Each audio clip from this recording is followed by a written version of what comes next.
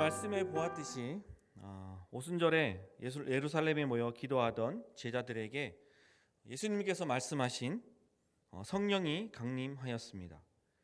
그리고 우리가 잘 알듯이 그날을 기점으로 교회가 시작되었습니다. 여러분 이곳 예배에 나오시면서 여러분 마음 가운데 아니면 가족들에게 어디 간다고 하고 오셨어요? 교회 간다고 하고 오셨죠? 교회라고 하면 보통 하나의 공간이나 이 백운호수 교회 이 건물, 이 예배당처럼 건물로서의 교회를 우리는 흔히 떠올리게 됩니다. 흔히 교회에 간다라는 말은 교회가 있는 공간, 교회가 있는 건물로 간다라는 의미이기 때문입니다. 그러나 성경에서 말하는 교회는 특정 공간이나 건물이 아니라 이 믿는 사람들의 무리를 가리키며 공동체가 아닌 오늘 말씀에 모여 함께 기도하는 이 제자들의 공동체의 의미를 가지고 있습니다. 다시 말하면 이 공간에 우리와 같은 믿는 사람들이 없다면 여기는 교회가 될 수 없다라는 것입니다. 그저 예배당이라는 건물이라는 것뿐입니다. 반대로 특정 건물이 없다 하더라도 믿는 사람들의 공동체가 있다면 그곳이 바로 교회가 될 수 있는 것입니다. 이것이 바로 성경이 말하는 교회의 의미입니다. 그리고 이 같은 교회가 예수님께서 약속하신 성령의 강림을 통해 시작되었다는 것입니다. 사도행전은 예수님께서 부활하시고 하늘로 올라가신 이후에 일어난 일들을 기록하고 있습니다. 그 중에서도 오늘 본문은 예수님이 약속하신 대로 이 땅에 성령을 보내주셨고 그로 인해 교회가 예루살렘에서 시작됐다는 것을 보여주고 있습니다. 그리고 그 성령 강림 사건 이후에 교회를 통해 세상에는 다음과 같은 놀라운 일들이 일어나게 됩니다. 첫째는 믿는 수가 더해졌다라는 것입니다. 예수님의 제자가 그렇게 많지 않았음에도 오순절 성령 강림 이후에 이들의 설교를 통해 많은 회심자가 생겨납니다. 그리고 이들이 예루살렘 교회를 초기 구성하는 그런 구성원이 되었다라는 것입니다. 우리가 잘 알듯이 예루살렘에서만 이런 회심자가 생겨난 것이 아닙니다. 주변 나라에 흩어져 살다가 오순절을 맞아 예루살렘에 왔던 유대인들, 디아스포라 유대인들도 제자들의 설교를 듣고 회심한 사람들이 생겼고 이들이 또 그 설교를 듣고 자신이 살던 곳으로 돌아가서 거기서도 교회를 시작하게 되었다라는 것입니다. 하나님께서는 이 오순절 성령 강림 사건을 통해 이 땅에 교회를 세우시고 나아가 그것을 전 세계로 확장하기로 작정하신 것입니다. 그래서 예수님께서는 제자들에게 이런 약속을 하셨던 것입니다. 사도행전 1장 8절에 보면 오직 성령이 너에게 임하시면 너희가 권능을 받고 예루살렘과 온 유대와 사마리아와 땅끝까지 이르러 내 증인이 되리라. 우리가 너무나 잘 아는 말씀입니다. 사도행전의 이런 이야기는 이런 교회가 어떻게 예수님의 약속을 따라 확장되어 갔는지를 우리에게 잘 보여주고 있는 것입니다. 둘째로 성령 강림 사건 이후에 나타나는 현상은 세상의 어떤 권세도 교회를 통해 이 땅에 이루실 하나님의 사역을 막지 못한다는 것입니다. 예루살렘은 마태복음 16장 18절에 이렇게 말씀하십니다. 너는 베드로라. 내가 이 반석 위에 교회를 세우리니 음부의 권세가 이기지 못하리라 라고 말씀하셨습니다. 우리가 잘 알듯이 사도행전 기록에 의하면 당시 교회가 확장되어 가는 것을 막는 많은 방해가 있었습니다. 종교의 지도자들이나 세상의 권세자들 그리고 이방신을 섬기는 사람들이 예수님의 복음을 거부할 뿐만 아니라 복음 전하는 자들을 따라다니며 방해하고 박해했다는 것을 우리는 너무나 잘 알고 있습니다. 그로 인해 제자들은 감옥에 가기도 하고 돌에 맞아 죽기도 하고 생명의 위협을 느끼기도 했습니다. 그럼에도 불구하고 그들은 굴복하지 않고 복음을 전합니다. 그것은 바로 음부의 권세가 교회를 이기지 못하기 때문입니다. 요즘도 교회는 세상에서 그렇게 환영받고 있지는 못하는 것 같습니다. 특히나 우리가 지난 코로나를 지나오면서 교회에 안 좋은 이미지가 많이 생긴 것도 사실입니다. 물론 억울한 면이 없지 않아 있지만 물론 이런 말을 듣게 된 데에는 교회인 우리가 잘못을 한 것이 있는지 우리 늘 말씀을 통해 스스로 돌아봐야 할 것입니다. 오늘 찬양과 예배 순서에 다른 점들이 있었죠. 우리 반주자 자매도 못 왔고요. 같이 찬양하던 우리 싱어분들도 못 오셨어요. 코로나 확진을 받으셔서 이번 주에 격리를 하게 됐습니다. 그래서 저희 찬양팀에 80% 정도가 코로나가 확진이 되었었는데 한 3-4분 정도 안 걸리셨는데 나머지 안 걸리셨던 3분이 이번 주에 확진이 되셨어요. 그래서 결론적으로는 찬양팀 15명 중에 저만 유일하게 아직 코로나 확진이 안 되었습니다. 금요 예배를 계속 오셨던 분은 아시겠지만 제가 한 달 전쯤에 기침을 많이 했었잖아요. 코로나 증상이랑 너무 똑같았거든요. 목도 아프고 기침도 나고 그랬는데 제가 이틀에 한 번씩 병원을 갔어요. 약도 받고 검사를 했는데 계속 안 나오더라고요. 음성으로 나와서 일주일 동안 약을 먹고 저는 이렇게 회복이 됐어요. 그래서 그때 혹시 이렇게 코로나가 약하게 걸렸다가 갔을 수도 있고 코로나가 아닐 수도 있었지만 어쨌든 저는 의료기관이나 그런 곳으로부터 확진을 받지는 않았습니다. 그래서 제가 기관지가 되게 좀 약한 편인데 저는 정말 안 걸렸으면 좋겠어요. 그래서 계속해서 저를 위해 기도해 주시고 다행히 이제 저희 찬양팀은 이번 주에 좀 아프신 분들이 계셨는데 약을 잘 먹고 다 이렇게 많이 회복이 됐다고 해요. 그래서 오늘 저기 전사님이 그래서 찬양 인도를 해주시고 제가 설교를 이렇게 하게 됐습니다. 코로나가 끝날 것 같지만 끝나지 않는 것 같아요. 계속해서 확진자가 나오고 또 격리를 하고 또 그런 가운데 있는 것 같습니다. 코로나 시간을 지나면서 가장 많이 위축되었던 게 교회였던 것 같아요. 그렇죠. 똑같이 사람이 모였어도 같이 확진이 돼도 일반 사람들이 모인 자리에서는 크게 욕을 먹진 않지만 교회에서 조그만 사람들이 모여서 확진이 되면 더 많은 이런 사회 지탄을 받았던 것 같아요. 그래서 집회도 하지 못하고 모이지도 못하고 교회가 가장 많이 이 코로나 때문에 위축되었던 것 같아요. 그러나 지금은 그 코로나가 많이 정리가 되고 교회에서도 모임이라든지 또 식사라든지 많은 것들이 이제 풀려났습니다. 여러분 이제 우리가 어떻게 해야 될까요? 우리가 생각해야 할 것은 다시 한번 하나님께서 교회를 통해 이루실 일들을 기대하고 기도해야 한다는 것입니다. 그리고 이것은 우리의 힘이 아니라 성령 하나님을 의지해서 용기를 가지고 일어나야 한다는 것입니다. 우리 모두는 예수님께서 피 흘려 사신 이 교회를 다시 일으켜야 합니다. 그러나 이 모든 일들이 성령의 능력을 의지할 때만 가능한 줄 믿습니다. 또한 하나님을 믿는 사람들은 이러한 성령에 대해서 좀 더 알고 기도할 필요가 있다는 것입니다. 그래야지 온전한 신앙생활을 할 수 있기 때문입니다. 요한복음 14장 16절을 보면 예수님이 이렇게 말씀하십니다. 우리에게 또 다른 보혜사를 보내주겠다고 얘기하십니다. 성령은 이처럼 또 다른 보혜사로 우리 가운데 일하고 계시다는 것입니다. 여러분 잘 알듯이 보혜사라는 것이 문자적인 의미로 누군가의 옆에서 부름받는 자라는 뜻입니다. 우리가 흔히 이 시대에 표현하자면 보혜사라고 하는 것은 여러분 변호사라고 생각하는 것이 아마 가장 쉬울 것입니다. 성령님의 가장 큰 능력은 보혜사로서 하나님과 인간 사이를 화목하게 하며 중개하는 역할을 하고 계십니다. 또 우리와 영원토록 함께 하고 계십니다. 여러분 예수님께서 성령을 또 다른 보혜사라고 하신 것은 예수님 역시 보혜사라는 의미입니다. 그리고 친히 인간의 모습으로 예수님께서 보혜사의 모습으로 이 땅에 오셔서 직접 하나님과 인간 사이를 중개해 주시고 연결해 주셨기 때문에 또 다른 보혜사라고 하는 것은 성령을 말하는 것입니다. 그런데 우리는 가끔 이 성령의 일하시는 방법에 대해서 가끔 오해를 할 때가 있습니다. 우리가 성령 충만이라는 말을 많이 하죠.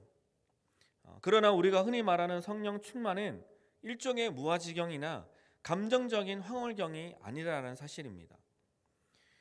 가끔 우리는 이 성령을 신비하고 또 초인격적으로 생각하는 경향이 있습니다.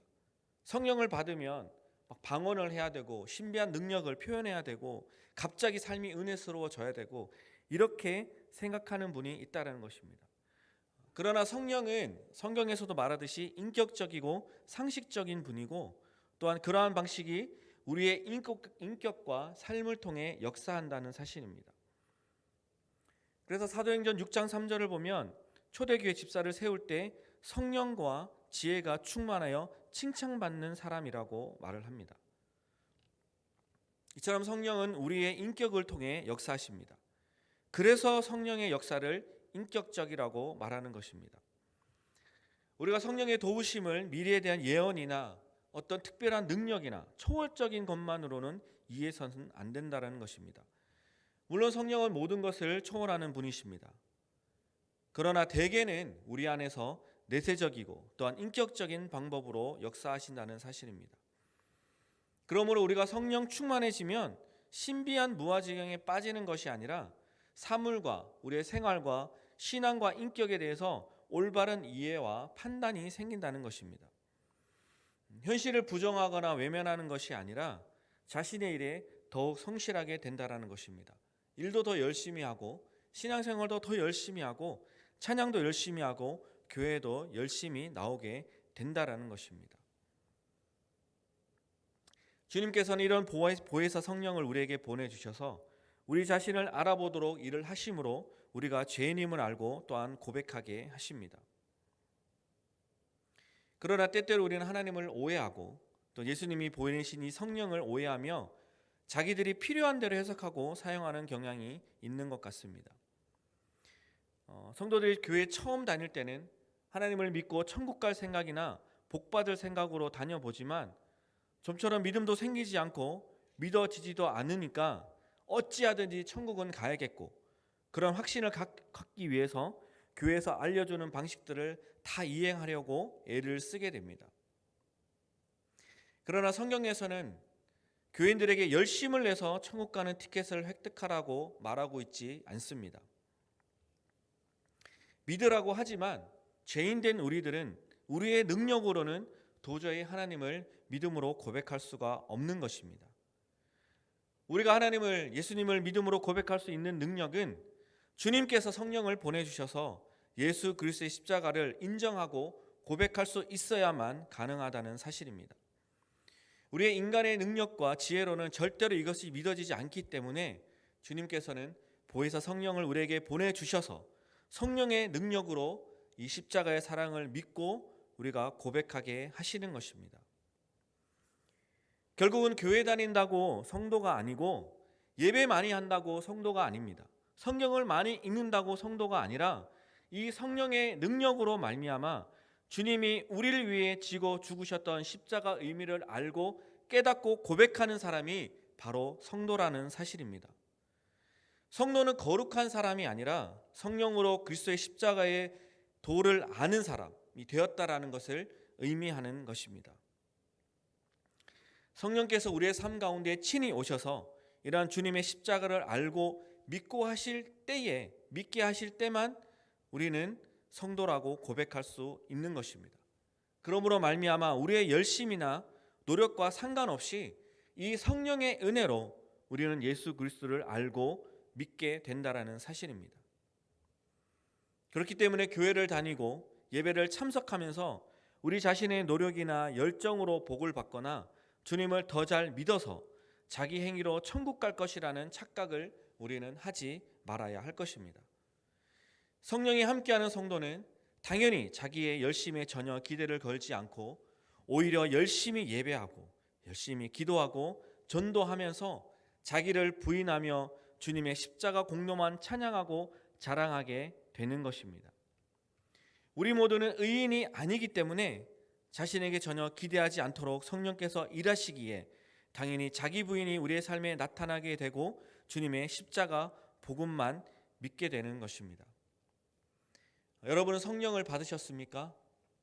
성령 충만한 삶을 살고 계십니까? 그렇지 않다 하더라도 성령 충만한 삶을 위해서 날마다 기도하고 계십니까?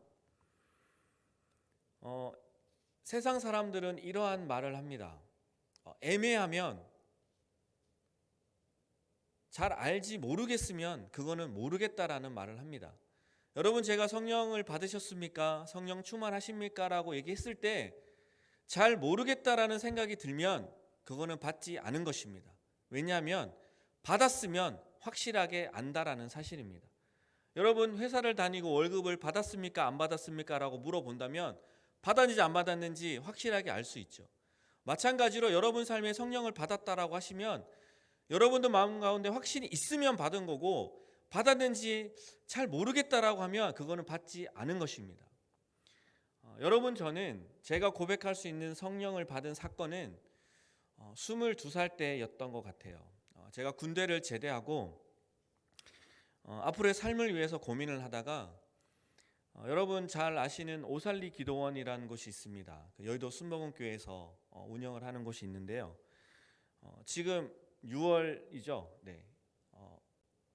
군대에서는 1년에 한 번 6월 달에 6.25 상기 구국 기도회를 개최합니다. 그것은 전국에 있는 모든 전 군에 있는 군 장병들 중에 군종병과 또 신앙에 있는 친구들을 모아서 그곳 가운데 모여서 함께 찬양하고 나라를 위해 기도하는 그러한 시간입니다.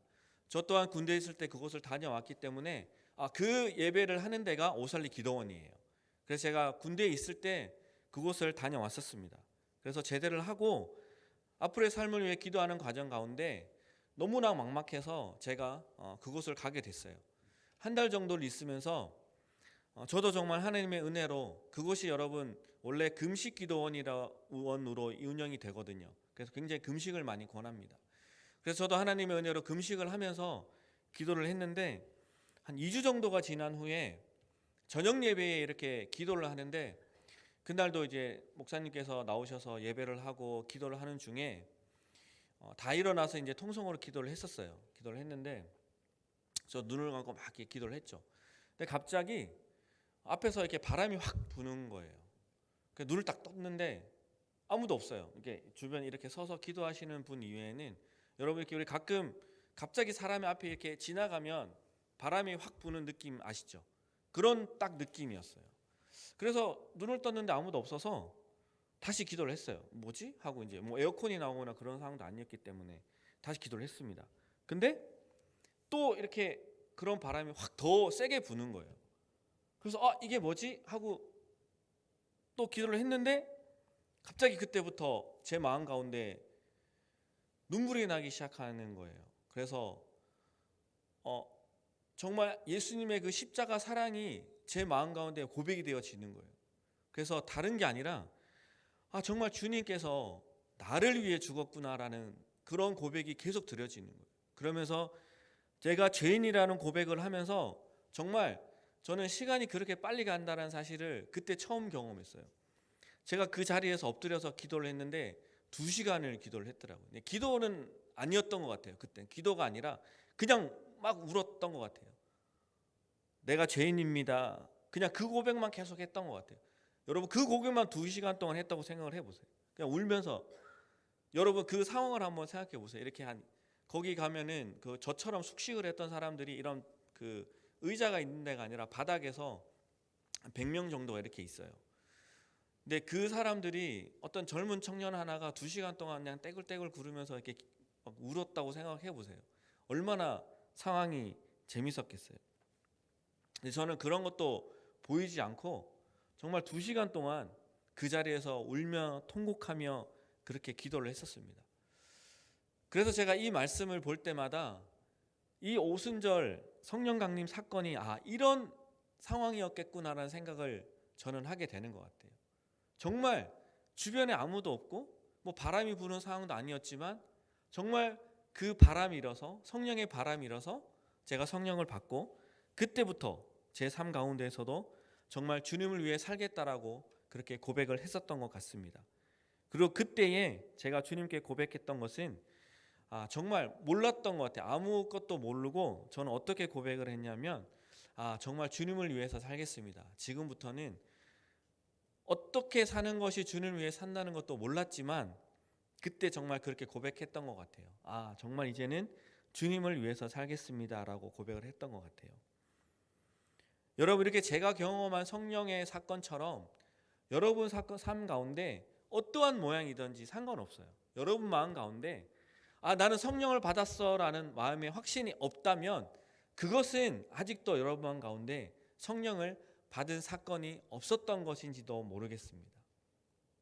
제가 하나님의 일을 확실하게 말할 수는 없지만 여러분, 우리가 그렇기 때문에 여러분 마음 가운데 정말 성령 충만의 확신이 있으시다면 앞으로 계속해서 그 성령 충만함이 여러분 삶 가운데 있기를 위해서 기도하셔야 되고, 정말 아직도 난 잘 모르겠어 라고 여러분 마음 가운데 생각이 든다면 성령을 받기 위해서 여러분 꼭 기도하시기 바랍니다.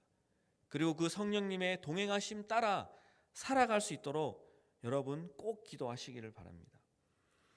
여러분, 제가 한국에 들어와서 1년 동안 학교를 다녔어요. 이 성결교회로 제가 편목을 하기 위해서 작년 한 학기 다니고 이번 한 학기에 또 다녔습니다. 그래서 이번 학기에 조직신학을 한 과목을 공부를 했는데, 지난 학기에 한 과목을 하고 이번 학기에도 조직신학을 또 하나 했었어야 되는데 마지막 기말고사가 그거였어요.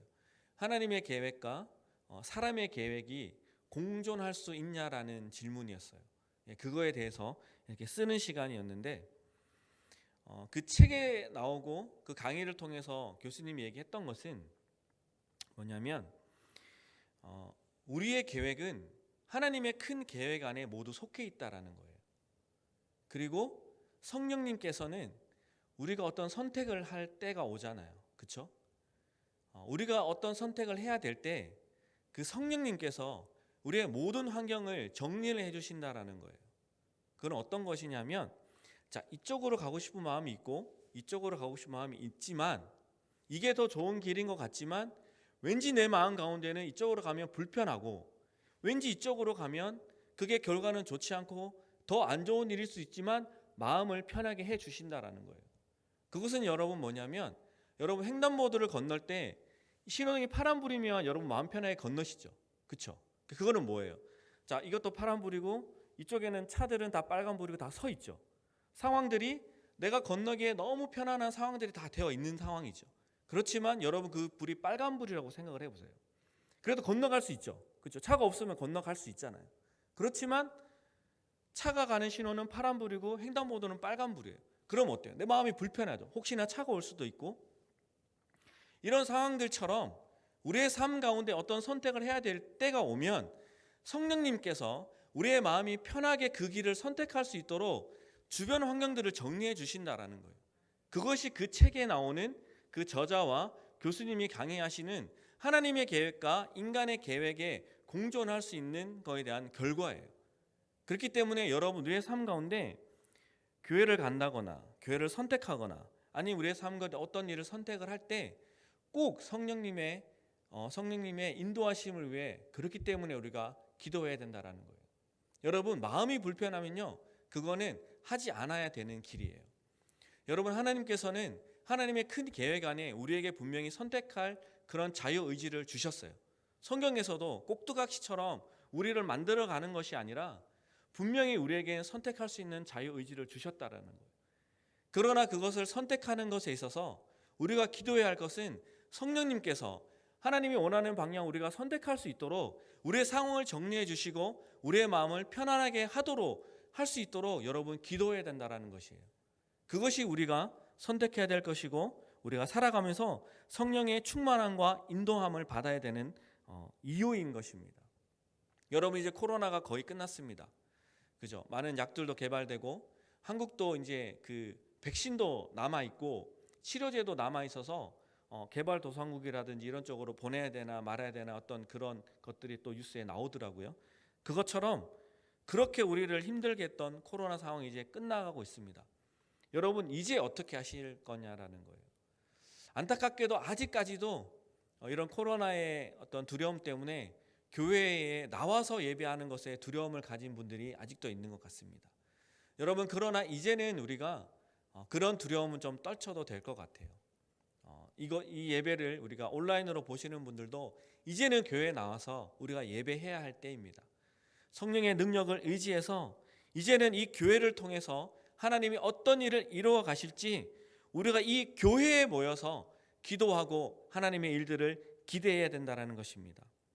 여러분, 우리가 성령 충만을 위해 기도해야 할 것은 앞으로 이 백운호수를 교회를 통해서 의왕 땅을 변화시키시고 서울 땅을 변화시키시고 대한민국을 변화시키시고 나아가 전 세계를 변화시키는 것에 하나님이 어떻게 하실지 이 교회에 모여서 우리가 기도해야 한다는 것입니다.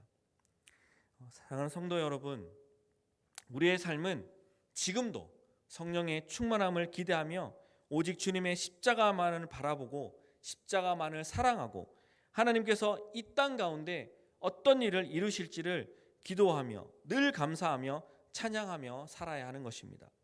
그러므로 우리의 삶이 성령님과 늘 동행하는 삶이 되기를 주님의 이름으로 간절히 축원드립니다. 아멘.